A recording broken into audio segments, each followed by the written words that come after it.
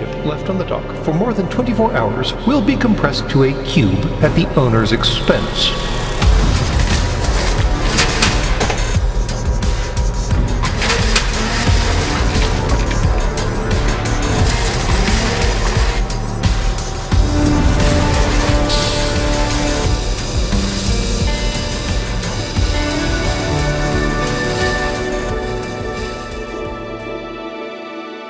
Welcome to Sacred Cow Shipyards.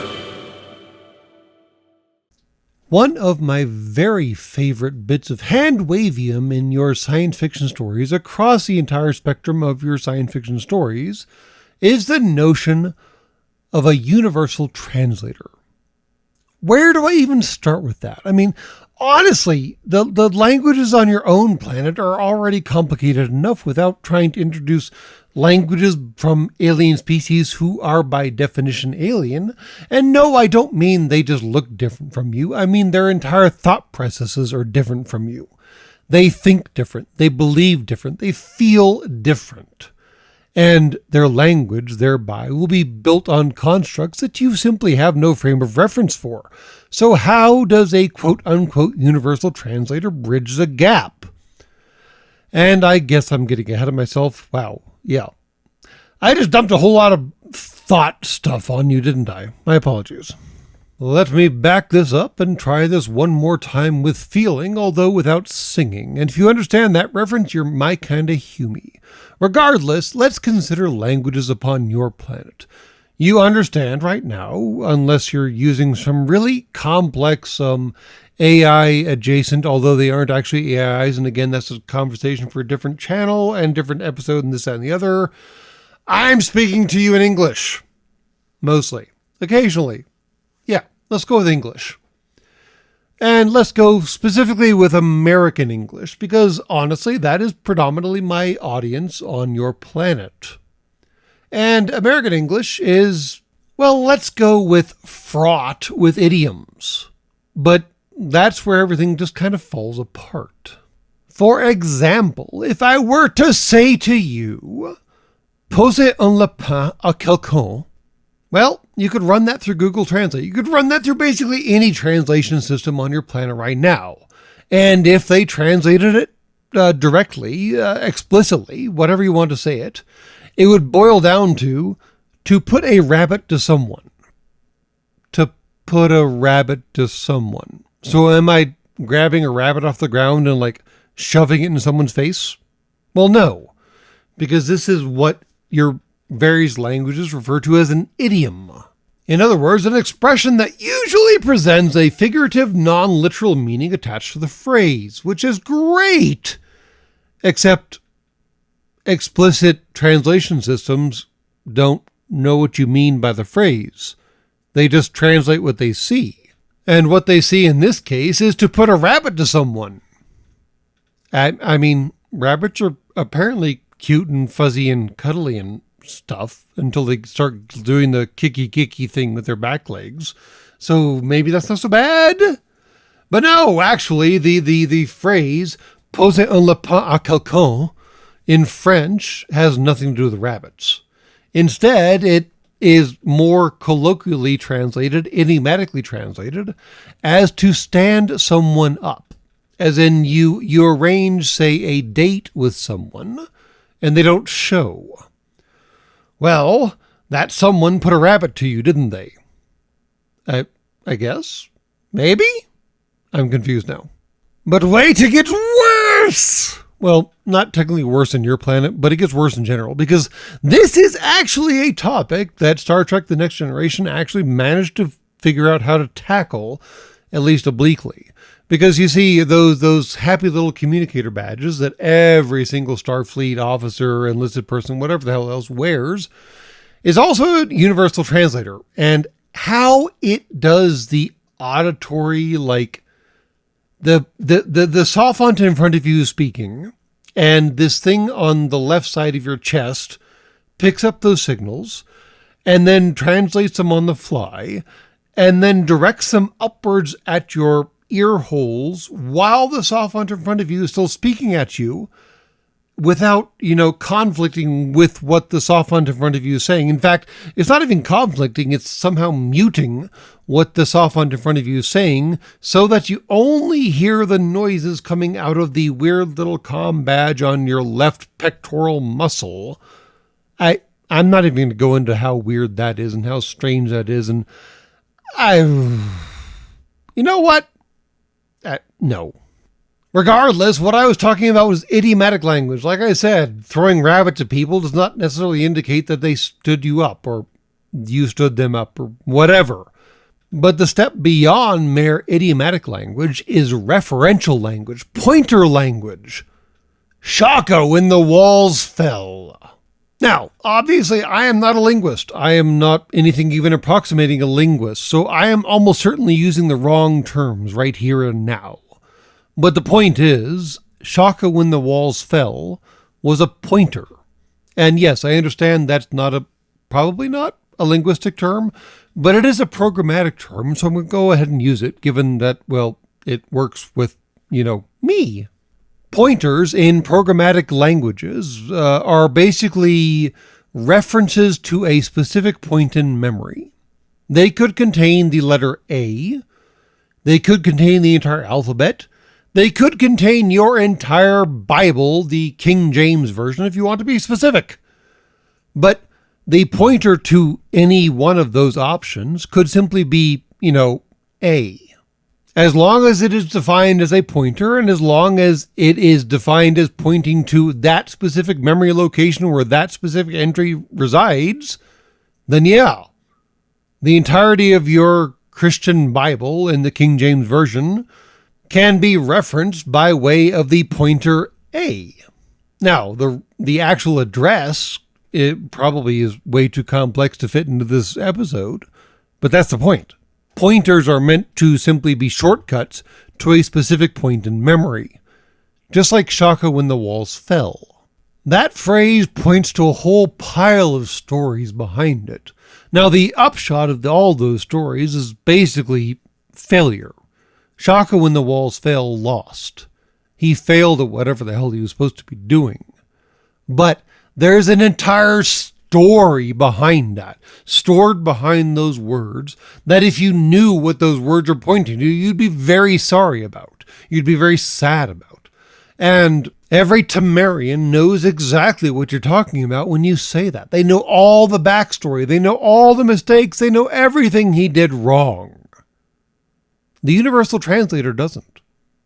It just knows that whatever the Temerian is saying translates in English to approximately Shaka when the walls fell. Okay, great. Those are words. The Universal Translator translated them correctly, but they have no meaning. They have no context. They have no standing in your brain. You don't have any universe to plug those words into and figure out what they mean. And sure, Picard figured out some shortcuts. For example, the failure notion attached to Shaka when the walls fell. But that's not right, is it? That's not complete. That doesn't tell the whole story. That's just y'all trying to shove some weirdo language into a box so you can understand it, so your Universal Translator can make sense of it. Yeah, that's unkind. Now, in fairness, the NCC 1701D Enterprise is a first contact ship. And all they have to do is, well, make first contact and preferably not be shot at while doing that. And then the second contact ships, like the USS Cerritos, comes along and cleans up whatever mess they made. And I am sure that some California-class dumbass ship came along behind the Enterprise, sat down with the Temerians, and figured out how their shit worked. Because after all, there was a Temerian on the USS Cerritos herself, so clearly something had to get cleaned up, cleared up, clarified somewhere along the way. But see, those are all linguistic hiccups. Idiomatic language, pointer language, whatever you want to call all those various things.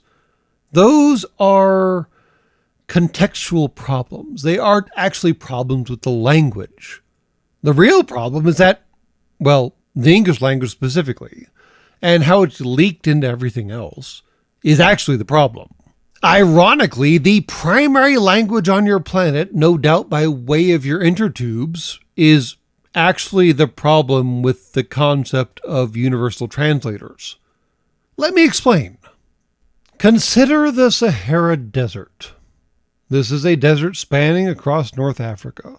It is technically the largest hot desert in the world and the third largest desert overall, smaller only than the deserts of Antarctica and the Northern Arctic.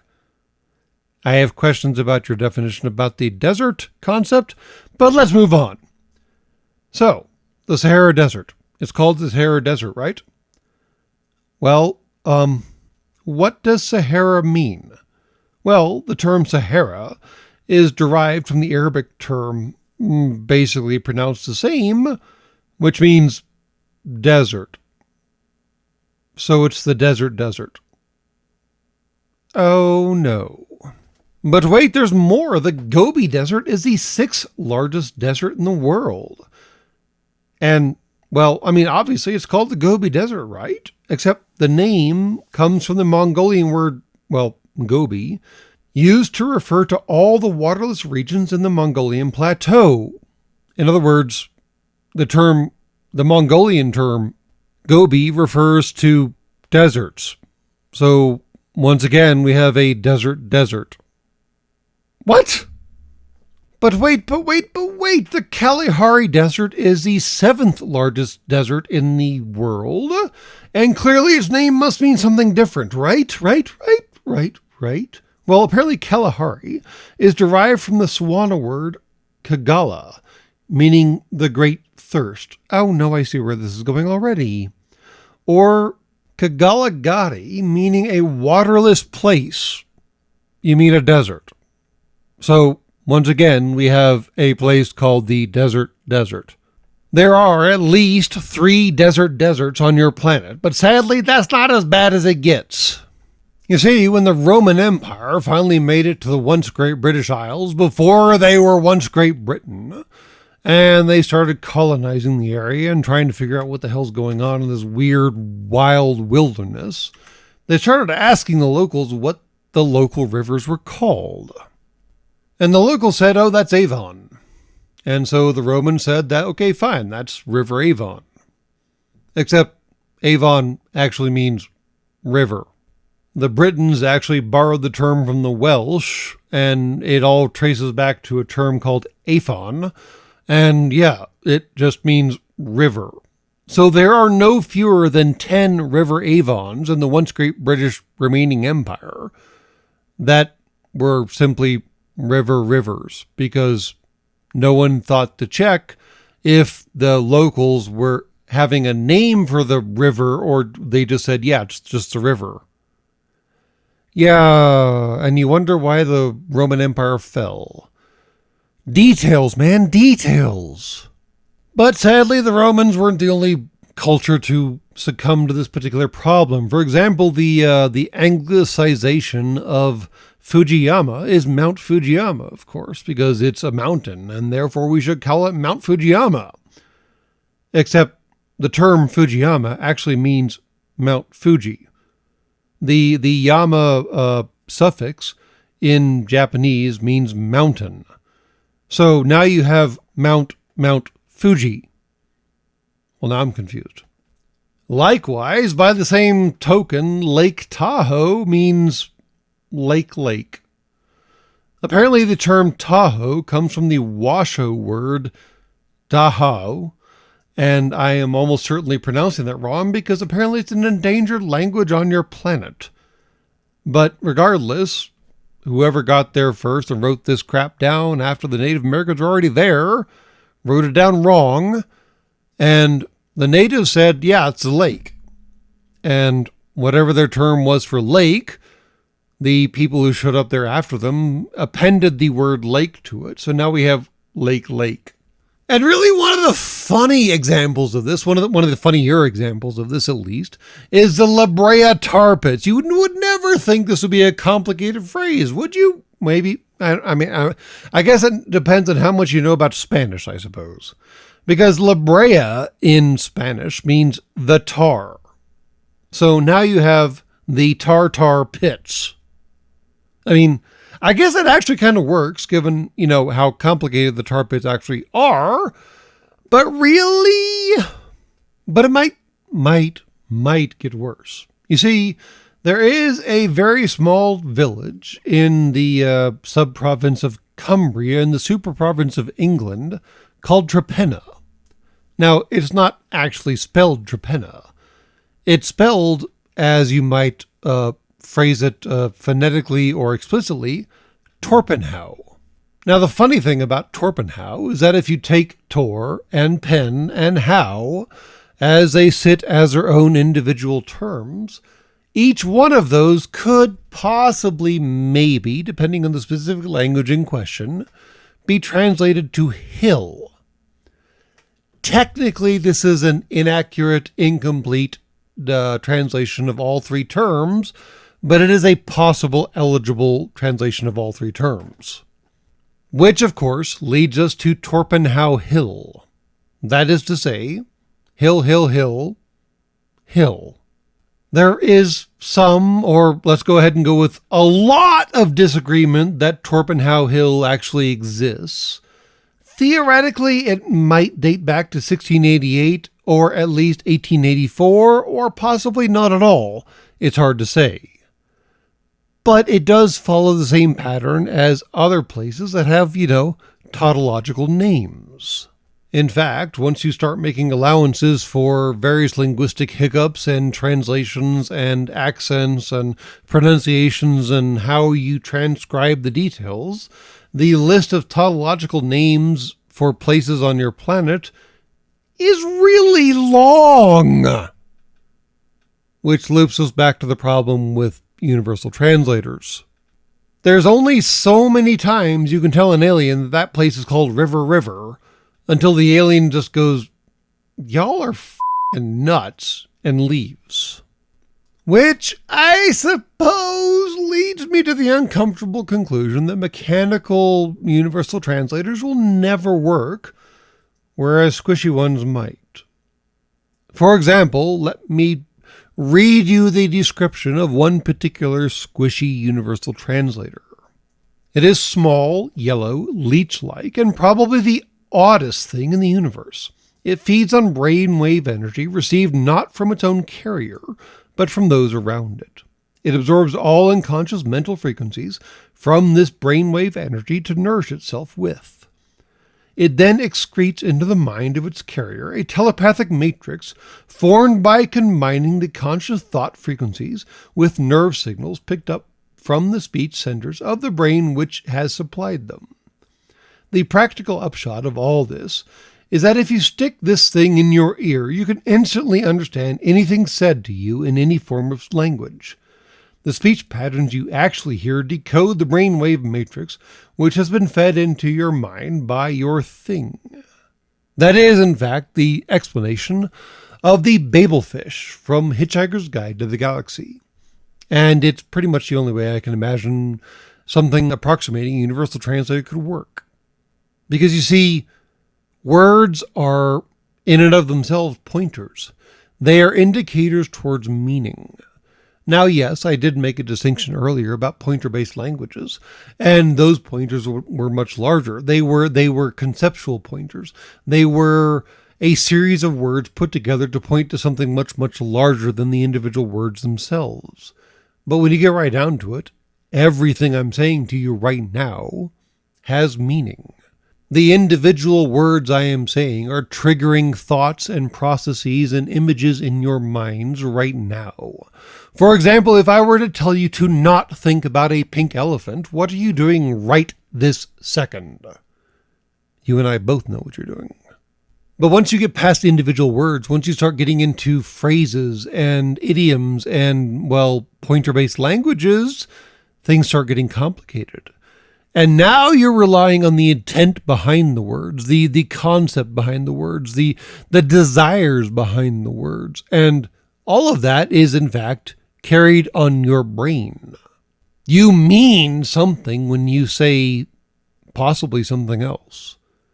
And things like the Babelfish can pick up on that and adequately translate it for the recipients. Whereas mechanical translators, like those used in Star Trek, they can't. They have no idea. They are simply taking your words at face value, and at face value, Kira at Bashi doesn't mean much. So think about that the next time you start engaging in the concept of universal translators in your stories. I mean, other universes have done fairly decent explanations of them as well. The translator microbes in Farscape are another good example.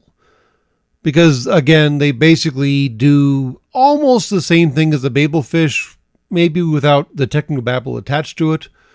But still, they accomplish the intent without maybe getting into the details.